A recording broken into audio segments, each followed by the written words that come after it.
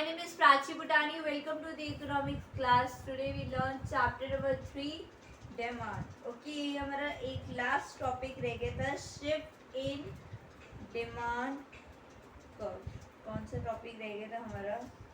Shift in demand curve. Okay, last class में मैंने आप लोग को मूवमेंट वाला कंप्लीट कर दिया और लॉ कंप्लीट कर दिया. तो ये हमारा लास्ट टॉपिक है डिमांड का, shift in demand curve. When the demand of a commodity changes due to changes in any factor other than the own price of the commodity.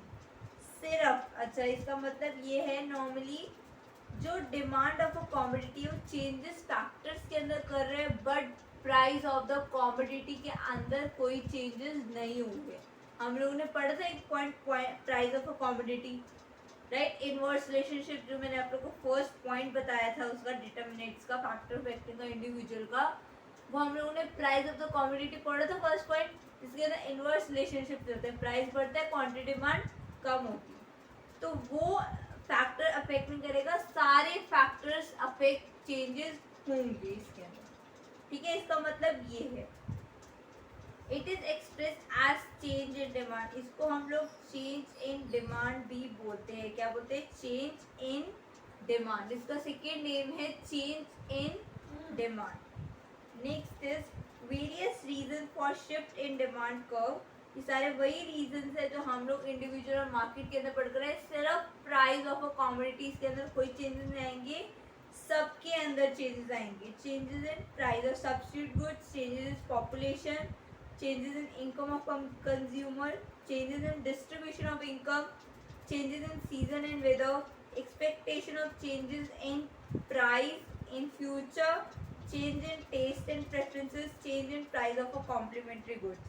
ठीक है, इन सब के अंदर चेंज आएंगे, सिर्फ और सिर्फ प्राइस ऑफ अ कमोडिटी के अंदर कोई चेंज नहीं आएगा. इसके अंदर आप कभी भी प्राइजेस शिफ्ट और डिमांड के अंदर आप इसके अंदर कोई चेंजेस नहीं ला सकते. ओके, इन सब के अंदर आप कुछ भी लाओ, चेंजेस लाओ, ये सब होएगा, बट सिर्फ प्राइस ऑफ कमोडिटीज के अंदर कोई चेंजेस नहीं होंगे. Okay, next one is this is the change in demand occurs due to change in factors other than price leads to shift in demand curve, either rightward shift, एक तो इधर rightward होता है, एक leftward होता है. rightward में होता है increase in demand and leftward में होता है decrease in demand. okay, right is increase in demand and decrease in demand. What do you mean by rightward shift? When demand rises, अगर demand बढ़ जाती है, so from and as increase in demand at the same price of OP. मतलब prices क्या रहते हैं? Constant रहते हैं. डिमांड अगर बढ़ रही है, प्राइजेस क्या रहेंगे? कांस्टेंट रहेंगे. इसके अंदर कोई चेंजेस नहीं आएगा. ओके, ऐसी नेक्स्ट वाले में है, लेफ्टवर्ड में डिमांड कम हो रही है बट प्राइजेस पे अभी भी कांस्टेंट है. तो this is called are rightward and the leftward. इसको हम लोग क्या बोलते हैं? राइटवर्ड को increase in demand and leftward को decrease in demand. Okay, so आगे देखते हैं क्या है होता है. What is increase in demand? Increase in demand refer to rise in the demand. Rise कर रही है demand for commodity cost due to any factor other than the own price of a commodity. It means कि in the case demand हमारी क्या हो रही है? बढ़ रही है एट द सेम प्राइस, और demand remains same even at the higher price. मतलब फिर से वही है कि अगर डिमांड बढ़ रही है उसी सेम प्राइसेस पे और डिमांड रिमेन सेम है उसी हायर प्राइस पे, तो वही हमारी इंक्रीज इन डिमांड है. सपोज एक रिसर्च लेवल से पीपल रेगुलरली ग्रीन वेजिटेबल खाता रहता है लिव लॉन्गर, जीने के लिए, ताकि वो हेल्दी रहे. This will raise the demand for green vegetable even at the same price and it will be the shift the demand curve of vegetable towards rice.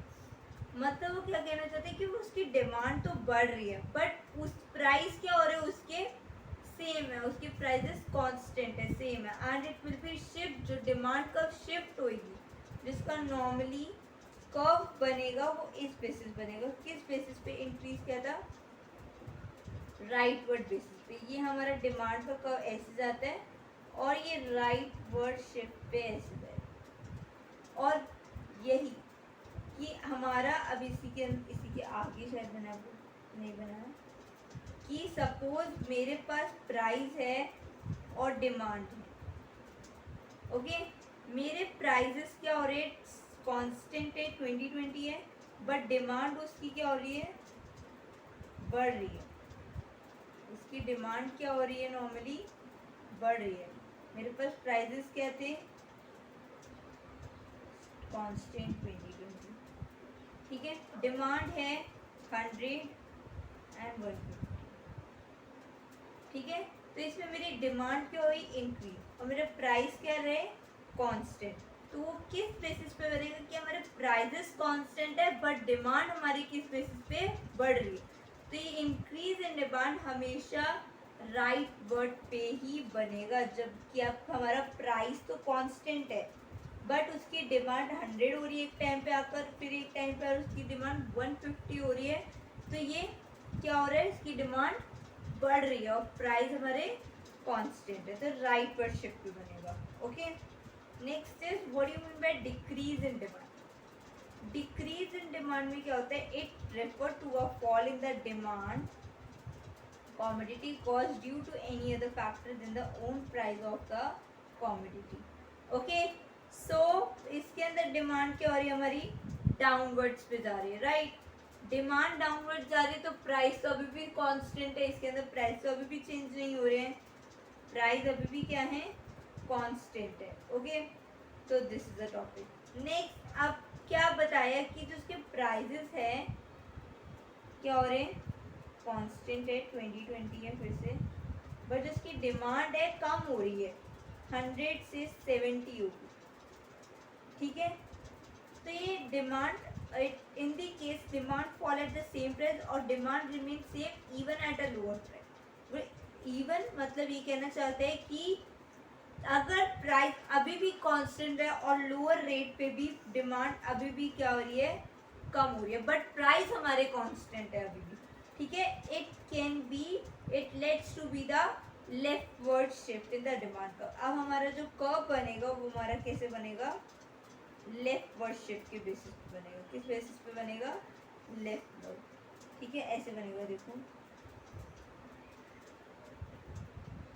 मतलब हमारा प्राइस अभी भी कांस्टेंट था बट डिमांड क्या हो रही थी, ये हमारा डिमांड कर्व है यहाँ पे, और जो लेफ्ट साइड पे बनना है वो इस बेसिस पे बनेगा।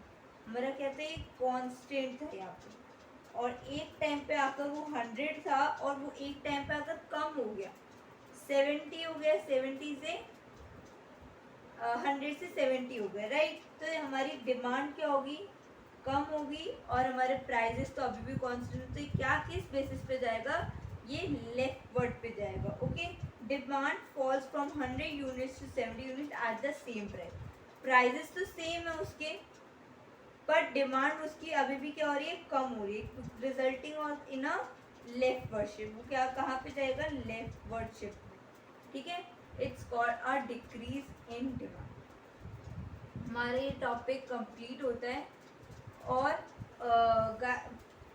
इसके बाद जो नॉर्मली हमारा चैप्टर स्टार्ट होगा 5th में प्रोडक्शन फंक्शंस पहले स्टार्ट करूँगी, फिर देन इलास्टिसिटी स्टार्ट करूँगी। ओके, सो डिमांड हम लोगों ने पूरा कर लिया है और इसके बाद प्रोडक्शन फंक्शन मैं आपको बता रही हूँ वो करेंगे हम लोग। और देन गाइस ये इसके भी मैं कुछ MCQ आप लोगों को प्रोवाइड करूँगी, ठीक है, डिमांड के, और हम लोग साथ साथ डिस्कस करते रहेंगे। Please guys like share subscribe my video, thank you so much.